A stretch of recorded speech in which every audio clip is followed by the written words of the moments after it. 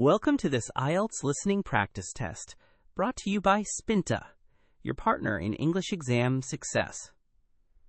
This test simulates the real IELTS listening experience with authentic question types, timing, and difficulty levels you'll encounter on exam day. You'll hear the audio only once, just like in the actual test, so stay focused and keep your pencil ready. Remember to read the questions carefully during the preparation time and transfer your answers accurately. This practice will help you build confidence, improve your listening skills, and familiarize yourself with the IELTS format. Part 1. Now look at Part 1. You will hear a conversation between a university student, Oliver, and a club administrator about joining the University Mountaineering Club. You will now have some time to look at the questions.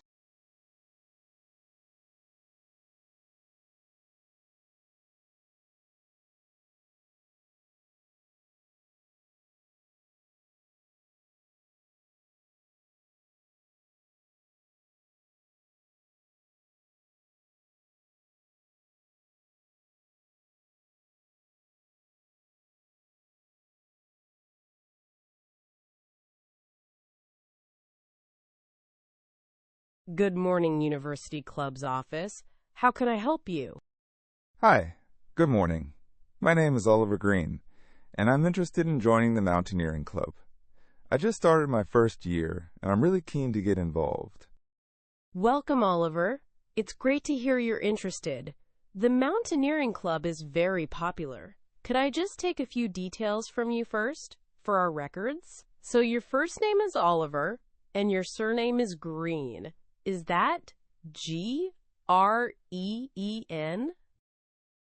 That's right, G-R-E-E-N. Excellent. And could I get a contact number for you, please, Oliver? Yes, it's 07834592187. Oh, and also, my email is oliver.g@ucl.ac.uk. Got it. oliver.g@ucl.ac.uk. And what course are you studying here at the university? I'm studying environmental studies. It's really fascinating so far, but I'm looking for something active to do in my spare time. That's a great choice, of course, and the Mountaineering Club will definitely keep you active. So the club has weekly meetings every Wednesday evening, usually around 7 p.m. They discuss upcoming trips and share experiences. And then there are weekend trips roughly once a month. That sounds perfect. What about the fees? How much does it cost to join? The annual membership fee is £80. That covers insurance for all official club activities and helps maintain equipment. And as a bonus, all new members receive a free club t-shirt when they sign up. £80, that's reasonable. A free t-shirt sounds good too. What do you think is the main benefit of joining, apart from the physical activity, of course? Well, many members say the best thing is the chance to explore a wide variety of different locations, from local hills to bigger mountain ranges, further afield. You get to see parts of the country you might never visit otherwise. It's not just about the climbing. It's the adventure of discovering new places with like-minded people. And, of course, the community is very welcoming. That's exactly what I'm looking for. So what's the next step? Is there an introductory meeting I should attend?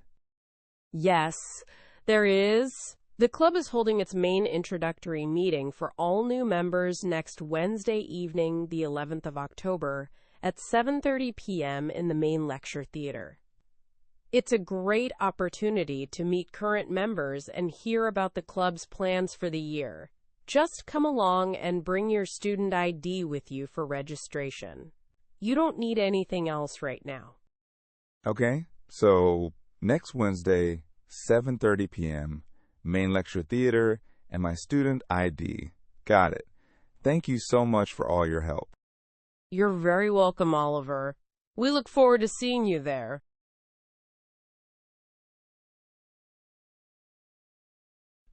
Part 2. Now look at Part 2.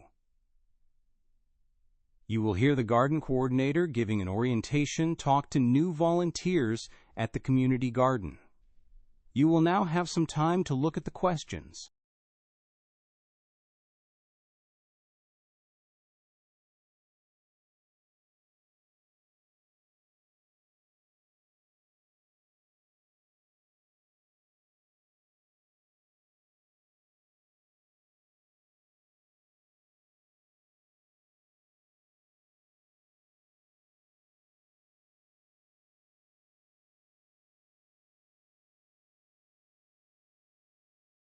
Good morning, everyone, and a warm welcome to the Sunnydale Community Garden. My name is Maya Sharma, and I'm the garden coordinator here. It's wonderful to see so many enthusiastic new volunteers today. I'm going to give you a brief overview of our garden, what we do, and how you can best contribute.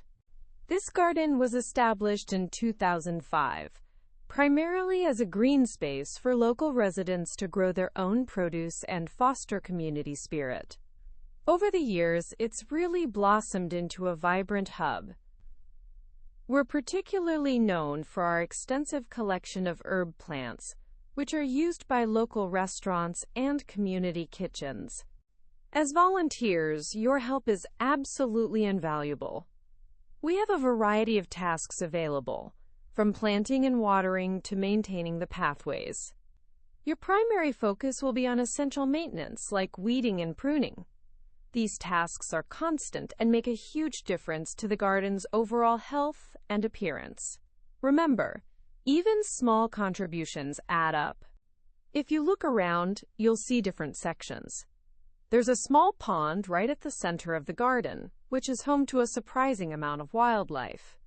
It's a really peaceful spot. Before you start any work, it's absolutely essential to attend a brief safety briefing. This will be held immediately after my talk by Mark, our head gardener. We want to ensure everyone knows how to use the tools safely and what to do in case of an emergency. We provide all the necessary tools, gloves, and even sun hats, so you don't need to bring anything specific, just yourselves. However, we do recommend wearing comfortable, closed-toe shoes to protect your feet while working in the garden. Sandals are definitely not suitable. Looking ahead, we have some exciting events planned. Next month, on the 22nd of November, we'll be hosting our annual Harvest Festival. It's a wonderful opportunity for the community to come together, share produce, and celebrate a successful growing season. We'd love for you all to join us for that. Now, I'll briefly talk about the different areas of the garden and their main purposes. If you look to your left, you'll see the orchard. This area, with its apple and pear trees, is actually designed as a tranquil space for seating and relaxation. It's a perfect spot to enjoy your lunch or simply unwind after your gardening tasks. Adjacent to the orchard are what we call the raised beds. These are our primary areas for growing vegetables. We cultivate a wide range of seasonal produce here, from leafy greens to root vegetables, all of which are donated to local food banks. This is where most of the planting and harvesting happens. Finally, behind the main shed, we have the shed area. This section is dedicated to compost production. We encourage all volunteers to contribute their organic waste here, helping us create nutrient-rich compost for the entire garden. It's a vital part of our sustainable gardening practices. So that's a quick overview. Are there any initial questions? No? Great. Mark is waiting to lead the safety briefing, so please follow him.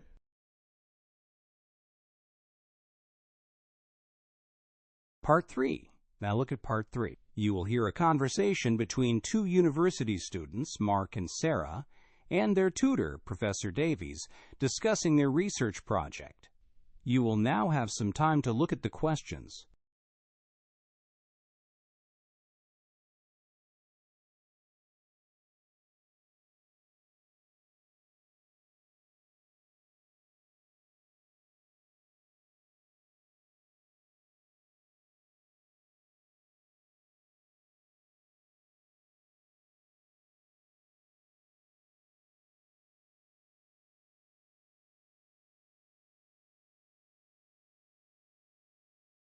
Good morning, Mark. Sarah, thanks for coming in.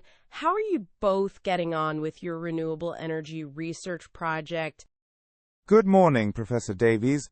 We're making progress, but we've run into a bit of a challenge. Our initial focus was on the public perception of wind farms, specifically how local communities react to new developments. Yes, we thought it would be really interesting to compare opinions from different areas. But after some preliminary research, we realized the topic was just too broad for the scope of this project. There's so much to cover, and we felt we couldn't do it justice. I see. That's a very common issue with research projects, especially at this stage. It's good that you've identified it early. So what did you decide to do? We decided to narrow it down significantly. Instead of looking at general public perception, we're now focusing on the economic impact of wind energy, but only within a specific region. We've chosen the northeast of England, as there's been a lot of development there recently. That's an excellent adjustment. Focusing on a specific region will make your research much more manageable and allow for deeper analysis. Have you considered any other angles? We have. We're also thinking about including the potential for energy storage solutions in that region, particularly battery technology. It's a rapidly evolving field, and we think it's highly relevant to the overall viability of renewable sources. That's a very insightful addition, Sarah. Energy storage is indeed crucial for integrating renewables effectively. Now, regarding methodology, what kind of research methods are you considering for different types of renewable energy?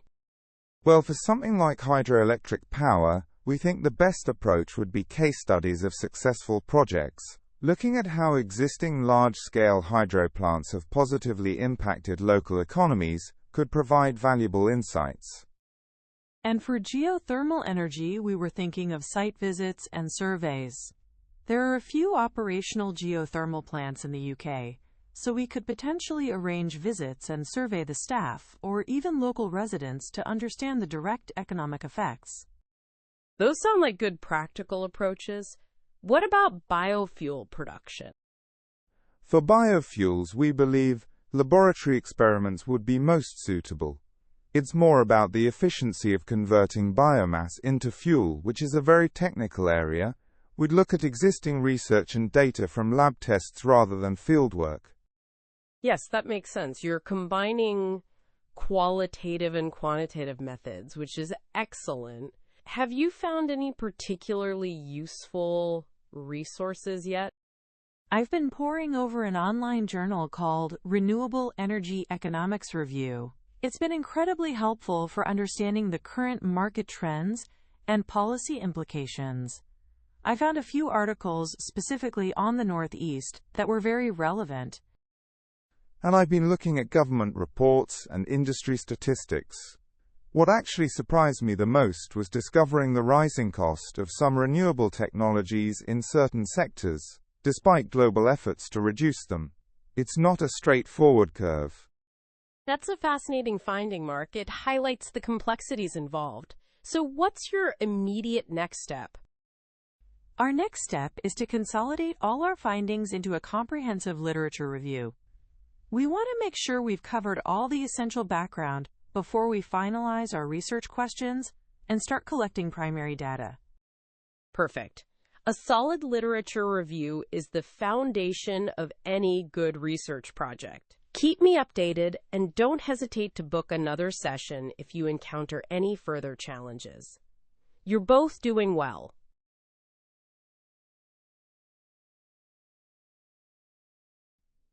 Part 4. Now look at Part 4. You will hear a lecture about the impact of microplastics on marine ecosystems. You will now have some time to look at the questions.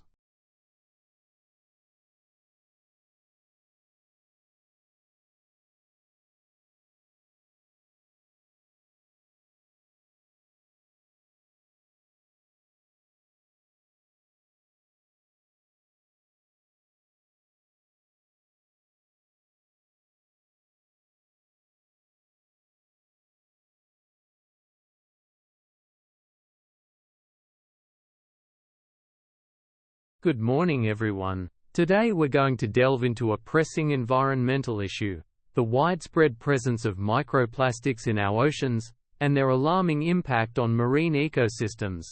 Microplastics are, by definition, tiny pieces of plastic, less than 5 millimeters in size, making them incredibly difficult to detect and remove from the environment. These microscopic pollutants originate from two main sources: primary and secondary.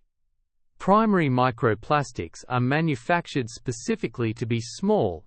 Think of the microbeads found in certain cosmetics, like facial cleansers and toothpastes, or the small pellets used in industrial manufacturing. While some countries have banned these, they still persist in many products globally. Secondary microplastics, on the other hand, are the result of larger plastic items breaking down over time. This breakdown is caused by various environmental factors such as sunlight, which degrades the plastic, and the mechanical action of waves, which fragments it into smaller and smaller pieces. A single plastic bottle could eventually break down into thousands of microplastic particles. Once formed, these microplastics enter the ocean through a variety of pathways. Wastewater treatment plants often can't filter them out, so they flow directly into rivers and eventually the sea. Surface runoff from land, especially during heavy rains, also carries these particles from urban and agricultural areas into aquatic environments. Furthermore, atmospheric deposition, where airborne plastic dust settles into the ocean, contributes significantly to the problem. The impacts on marine life are diverse and concerning. Many marine animals, from tiny zooplankton to large whales, often mistake microplastics for food. This ingestion can lead to a range of problems, including internal injuries, reduced feeding, and ultimately, starvation. Beyond physical harm, plastics can absorb toxic chemicals from the surrounding water, effectively acting as chemical sponges. When ingested, these toxins can leach into the animal's tissues, leading to reproductive problems, immune system suppression, and even death. It's a complex and insidious threat. So what can be done to tackle this global problem? Let's consider some potential solutions and their inherent challenges. Firstly, improved waste management is critical. Enhancing recycling infrastructure and preventing plastic leakage into the environment would significantly reduce the source of microplastics. However, this requires substantial investment in infrastructure, especially in developing nations, and changes in consumer behavior. Secondly, the development of biodegradable plastics offers promise. These materials are designed to break down more naturally in the environment. Yet current biodegradable plastics are often much higher in cost to produce, and many still require specific conditions, like industrial composting facilities, to truly degrade effectively. They don't just disappear overnight in the ocean. Public awareness campaigns are another vital tool. Educating individuals about responsible plastic consumption, disposal, and the dangers of microplastics can drive behavioral change. The main challenge here is changing long-held habits and ensuring the message reaches diverse populations globally.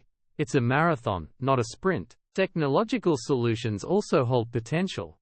Advanced filtration systems at wastewater treatment plants could capture more microplastics before they enter aquatic systems. However, implementing such systems on a large scale is incredibly expensive, and current technologies are still not perfect at catching the very smallest particles. Finally, international cooperation is essential. Microplastics do not respect national borders. They travel with ocean currents. Therefore, global agreements and coordinated efforts are necessary for effective reduction and remediation.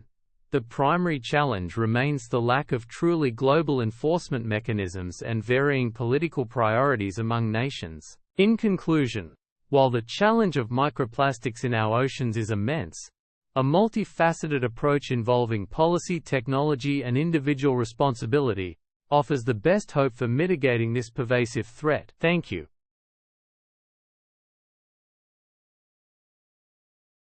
And pencils down.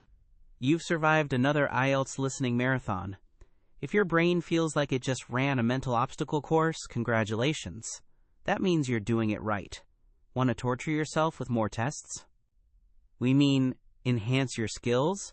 Head to spinta.org. That's spinta.org, where we've got reading, writing, speaking practice, and vocabulary games that are actually fun. Yes, fun and IELTS in the same sentence. We're rebels like that. Thanks for listening with Spinta. Now go treat yourself to something nice. You've earned it. Spinta, push forward. Achieve more.